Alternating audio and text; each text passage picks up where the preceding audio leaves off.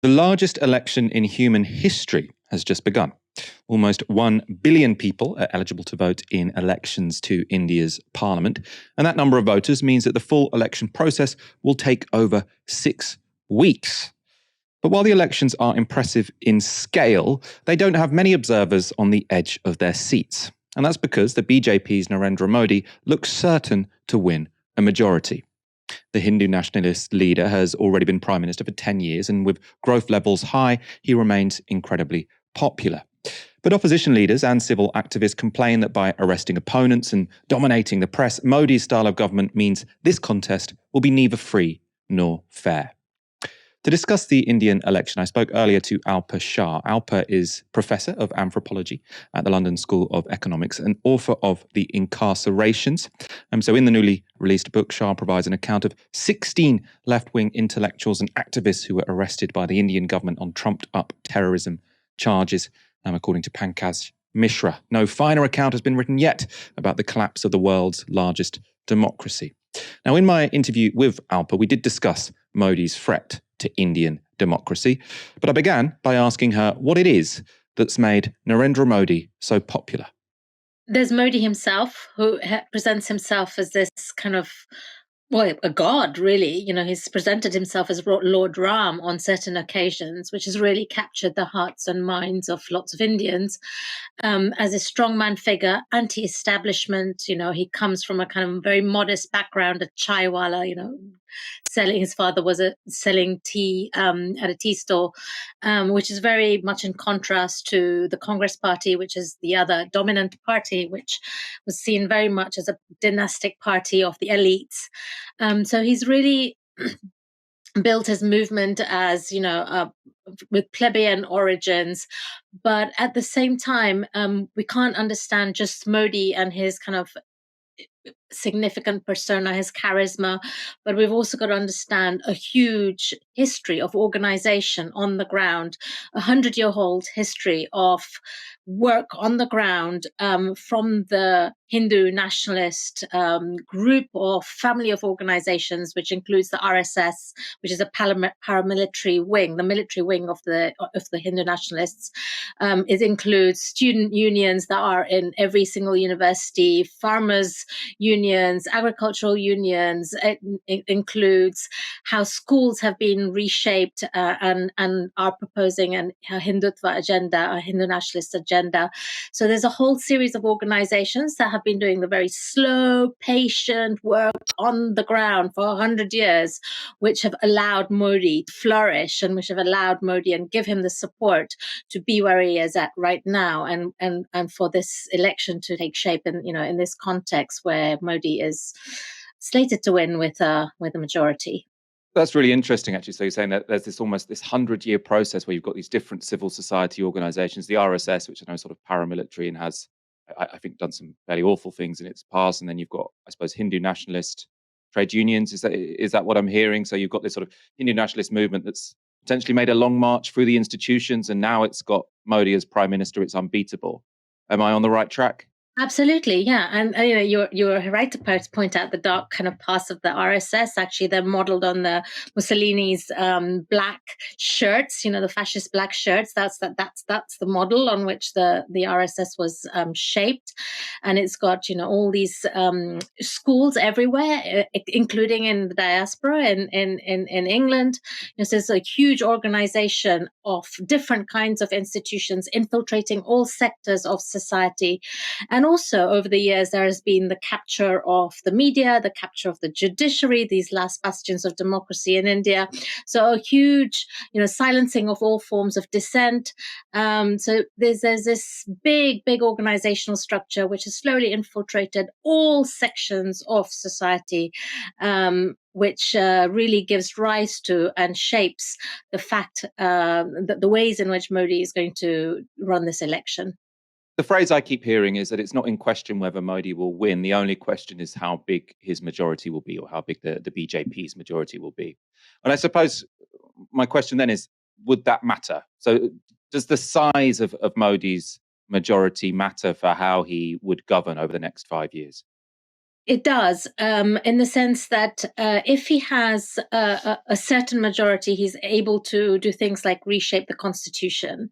So he's able to make like fundamental changes in what was conceived at independence as a democratic, later on, secular, federal, even socialist republic. That's how India was conceived, and many of its laws enforce that, right? And they were written up in their basis is the Indian constitution.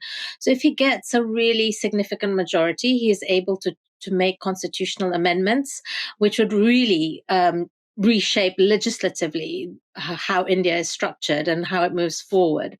But also, of course, it gives him further strength, right? If he wins with an outright majority, a huge majority, then it strengthens what he's able to do into the future.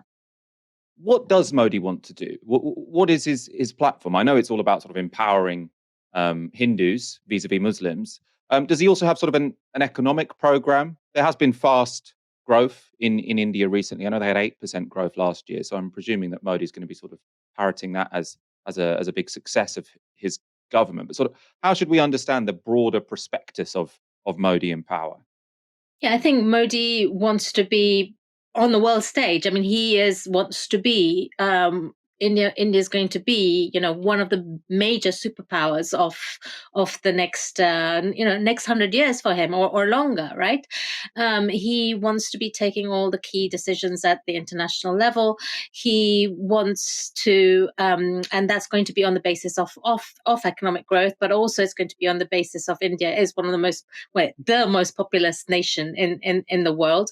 It's also what he's also proposing, of course, at home it's based on a very exclusionary idea of a Hindu nation, which leaves out a significant 200 million Muslim minority, or almost strips them into second-class citizens.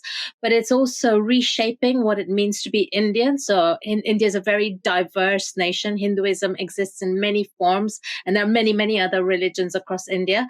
But what he wants to create is India as a Hindu nation, and going back to a mythic past that he has created, a glorious past. Their arguments are that there's 1,000 years of colonization in India, and we are now finally going back to what was a really glorious past, and a new kind of man who is going to be this Hindu superman, a super race that's going to rule India and rule the world. So there's a very, very, very ambitious, very big agenda, which is a very exclusionary agenda too. In terms of democracy, so as far as I understand it, this election is democratic in the sense that the voting isn't going to be rigged. The reason Modi will win is because he is genuinely very popular among Indian people. But I also hear lots of people say democracy is under threat. So I suppose, could you talk about the ways in which Indian democracy is under threat? And, I suppose some people concerned this will be India's last democratic election because all of the democratic norms are being eroded. Well, I think we've had a silent takeover and silencing of all forms of opposition, right? So I think we should question whether this is a free and fair election. We've got chief ministers of states, two chief ministers in prison, imprisoned. We've got all kinds of democratic rights activists on the ground in prison. We've got journalists in prison. We've got a takeover of the judiciary, right, or by the institutions of the Hindu right. We've got a silencing of all forms of civil liberties going on in India. So yes, we're going to have the ritual of elections. Yes, more than 900 million voters are eligible to vote as of today.